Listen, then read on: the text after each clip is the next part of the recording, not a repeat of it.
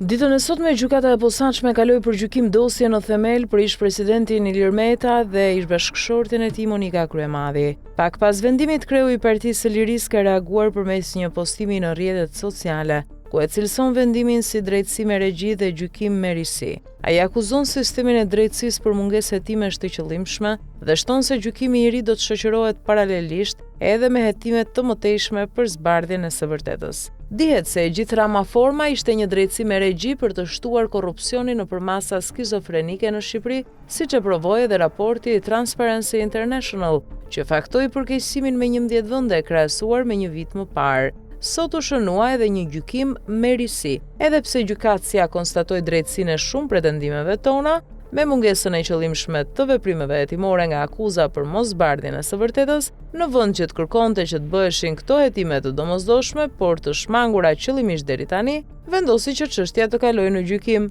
por edhe listoi të gjitha veprimet hetimore që duhen bërë njëkohësisht për zbardhjen e së vërtetës. Pra tani nuk do të kemi vetëm gjykim, por paralelisht edhe hetim. Sidoqoftë, duke shprehur keqardhjen që humbëm 6 muaj kohë edhe pse u dokumentuan shumë gënjeshtra të akuzës gjatë këtij procesi, mezi presim fillimin e gjykimit në themel dhe i ftoi të gjithë gazetarët dhe të gjithë trupin diplomatik në Tiranë që të ndjekin çdo seancë, thot ndër të tjera ish-presidenti Meta.